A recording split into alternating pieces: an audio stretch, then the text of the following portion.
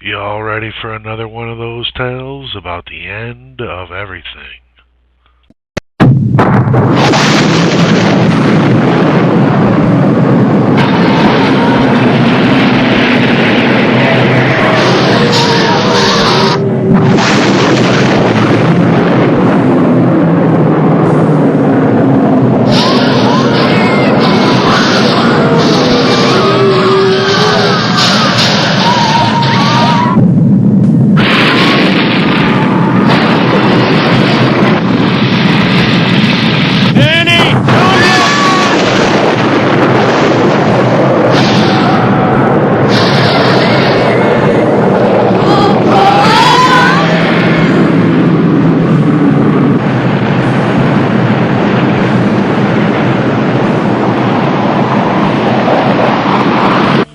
Boom!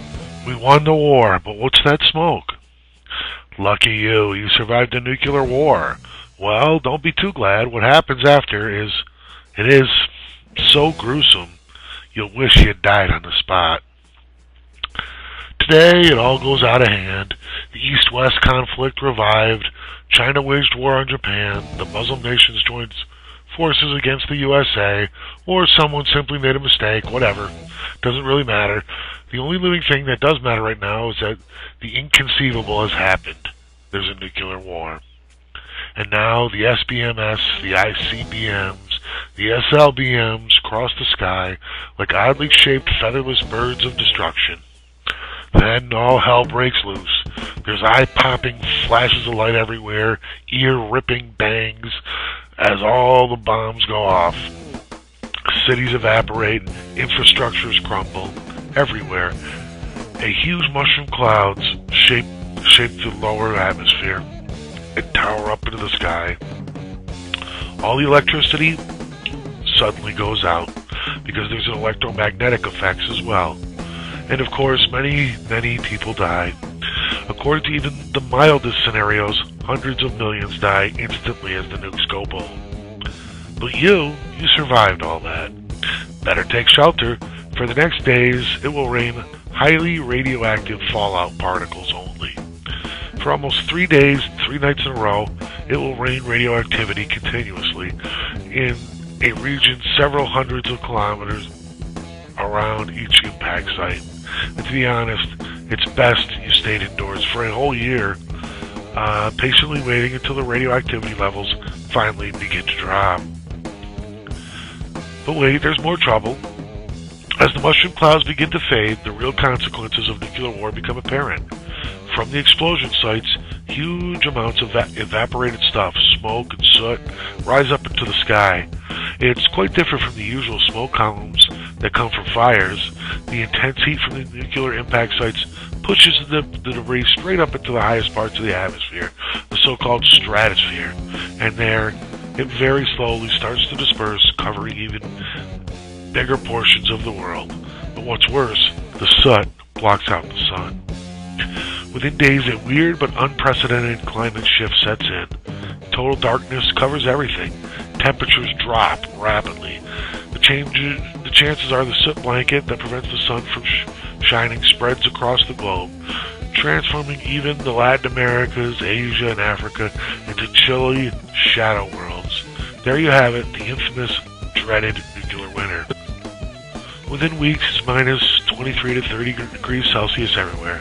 Do you live near the seashore? Consider yourself lucky, since oceans cool so slowly. Temperatures near the sea will drop only some 5 to 10 degrees. But there is a downside, because the big temperature differences between the sea and the inland, unimaginable storms and hurricanes will harass all the coastal areas. Oh, and that's just the beginning of your winter out of hell. Slowly, particle by particle, the soot will begin to fall back to Earth. The results are not what you would call pleasant.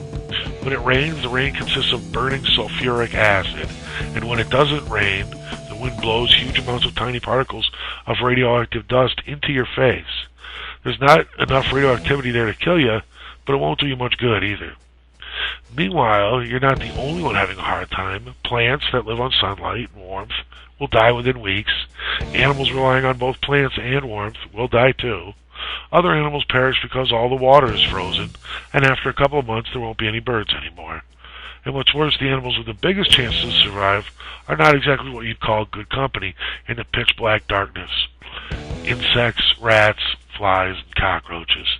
They're having a great time, having all those dead bodies to feast on and no birds to hunt them down. Oh, and speaking of dead bodies, there will be outbreaks of all kinds of strange diseases. The radioactivity will speed up the mutation rate of viruses and bacteria tremendously.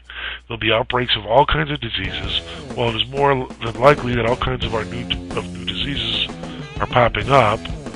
But by the way, the radioactivity boosts the mutation rate of your own DNA as well, which in effect means you'll develop all kinds of cancers and give birth to gruesomely malformed babies.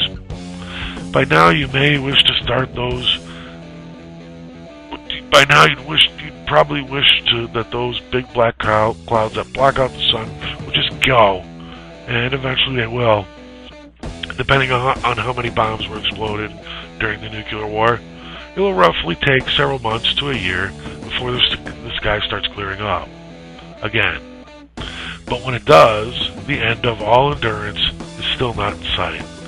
One particular nasty problem is that the soot from the impact sites has wiped out most of the ozone layer by chemical reactions. And without the ozone layer, we're exposed to the malignant ultraviolet radiation from the sun. The UV radiation kills the plants that may still be around and causes more cancers and even sores and burns among humans. For years and years to come, you'll have to take shelter when the sun shines. And for the long term, the prospects are still grim. When a society disrupted, the food chain torn apart, and humanity diminished, we'll be lucky if we're only thrown back to the Stone Age. A lot of species will just become extinct, and we may very well be one of them. But wait a minute, nuclear war, is that still possible? The answer is plain and clear, yes. Sure, the Russians in the West more or less like each other now, but the world is armed to the bone with some 50,000 nuclear warheads. Although there's no finger on the trigger right now, the trigger is still well within reach. The gun is fully loaded, and of course, it doesn't really help. More and more countries got nukes. India and Pakistan have at their disposal about 100 nukes. Thousands of nuclear weapons are spread over many unstable countries that once made up the Soviet Union. There's one reassurance, however, in principle. Since its discovery in the 1980s, everybody knows what a nuclear winter is. You'd expect the world leaders to keep that in mind. The biggest nuclear weapons threat facing us right now is a small-scale nuclear war, or simply a nuclear bomb attacked by terrorists. But although that's awful enough, a small-scale nuclear war isn't enough to trigger a full-scale nuclear war. But then again, as history demonstrates, things can get out of hand and really fast. One moment there's peace, the next moment there's war. So better go find those good old man the bomb buttons of yours once again.